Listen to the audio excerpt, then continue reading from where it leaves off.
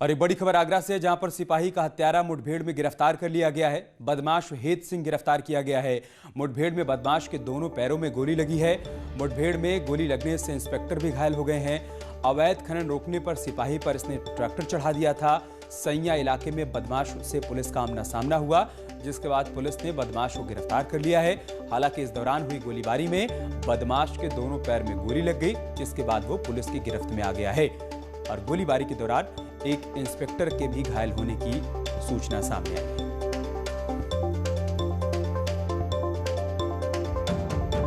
Police ने जब उनको रोकने की कोशिश की तो उन लोगों ने पुलिस टीम पर फायर कर दिया। तो उस फायर की जवाबी कार्रवाई में जब पुलिस ने फायर किया तो एक बदमाश को पैर में गोली लगी है। उसका नाम हेत सिंह, जिसकी पहचान की गई है, और उसके दो अन्य साथी भागने में फरार हुए हैं। इसी मुठभेड़ के क्रम में हमारे इंस्पेक्टर सैया प्रदीप पांडे को भी दुर्भाग्यपूर्ण रूप से गोली लग गई है और उनको भी इलाज के लिए जो है एसएन मेडिकल कॉलेज भेजा गया है। साथ ही साथ बदमाश को भी इलाज के लिए भेजा गया है। और आगरा से हमारे सहयोगी आरिफ इस वक्त हमारे साथ जुड़ चुके हैं। आरिफ, क्या जानकारी इस मुठभेड़ के बारे में? देखिए अमित, ये आगरा पुलिस के लिए बहुत अहम कामयाबी है कि जो आरोपी है उसकी तलाश में पुलिस लगातार जुटी हुई थी, क्योंकि ये वही आरोपी है जिसकी वजह से एक सिपाही की मौत हुई थी। सिपाही ने इसी के ट्रैक्टर को रोकने की कोशिश की थी जो अवैध खनन लेकर जा रहा था, और इसी शख्स ने सिपाही के ऊपर ट्रैक्टर चढ़ाया था। तो रात में एनकाउंटर हुआ है। दो गोली दोनों पैरों में लगी है। एक इंस्पेक्टर इसमें घायल है। तो रात भर कॉम्बिंग चली है। चूंकि दो आरोपी अभी भी फरार चल रहे हैं, बाइक से तीनों आरोपी जा रहे थे। पुलिस ने रोकने की कोशिश की और उसमें गोलीबाजी हुई। रात में करीब 12 बजे के आसपास एनकाउंटर हुआ है। तब से लेकर अब तक लगातार कॉम्बिंग चल रही है। क्योंकि हमें ये राजस्थान बॉर्डर का मामला है। धौलपुर से रहने वाला ये बदमाश है। दूसरी सबसे बड़ी बात यह है कि बॉर्डर की वजह से पुलिस को काफी दिक्कतें आ रही हैं। फरार बदमाश है, उसकी तलाश के लिए अभी भी कॉम्बिंग जारी है। जी ठीक है आरिफ, शुक्रिया आपका हमारे साथ जुड़ने के लिए और जानकारी हम तक पहुंचाने के लिए। उधर कानपुर में सोमवार की शाम को एक बड़ा हादसा हो गया। शहर के कुली बाजार इलाके में 3 मंजिला जर्जर इमारत गिर गई। इस जर्जर इमारत में कई परिवार रहते हैं। इस वजह से हादसे में कई लोगों के मलबे में दबे होने की आशंका है। कुछ लोग गंभीर रूप से घायल हुए हैं। मलबे में दबे सभी घायलों का स्थानीय लोगों की मदद से फिलहाल पुलिस ने रेस्क्यू कर लिया है। सभी घायलों को इलाज के लिए अस्पताल में भर्ती करवाया गया है। फिलहाल पुलिस इमारत कैसे और क्यों गिरी, इस बात की जांच पड़ताल कर रही है। 2 तस्वीरें हम आपको दिखा रहे हैं। हादसे के बाद की ये तस्वीरें सामने आई। जिसकी भी ये लापरवाही होगी, अगर उन्होंने सुरक्षा मानकों को ध्यान में नहीं रखते हुए इस बेसमेंट को खोदा है तो उनके खिलाफ सख्ती से कार्रवाई होगी। चाहे वो कॉन्ट्रैक्टर है, बिल्डर है, चाहे उनके ऑपरेटर हैं या साइट इंचार्ज है, या जो भी इस पूरे इक्विपमेंट को ऑपरेट कर रहे थे, उनके खिलाफ सख्ती से कार्रवाई होगी। और कानपुर से हमारे सहयोगी अमित गंजू इस वक्त फोन लाइन पर हमारे साथ जुड़ चुके हैं। अमित, क्या अपडेट है घायलों के बारे में?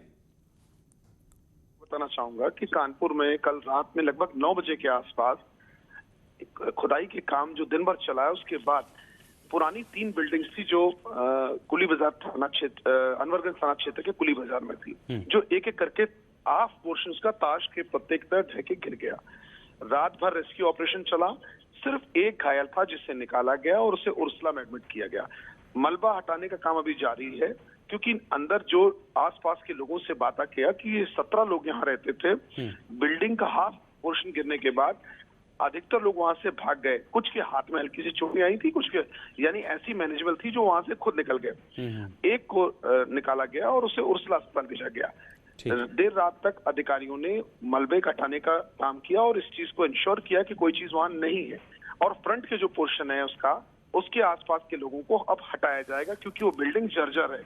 जिस प्रकार से हाफ पोर्शन कल देर रात गिरा है, कहीं आगे कोई घटना ना हो, इसको लेके इन तीनों मकानों में रहने वाले लोगों को भी अब आज दिन भर के इस प्रोसीजर के बाद हटाया जाएगा। या तो उन्हें रैन बसेरा में शिफ्ट कराने का प्लान किया जा रहा है, या किसी गेस्ट हाउस में, या उनके अपने रिलेटिव्स के यहाँ। और फिलहाल जिस जगह ये खुदाई और जिस जगह कंस्ट्रक्शन का काम चल रहा था, उस गेट को बंद करके सील कर दिया गया है। वहां फोर्स का डिप्लॉयमेंट कर दिया गया है, ताकि अब वहां कोई काम ना हो।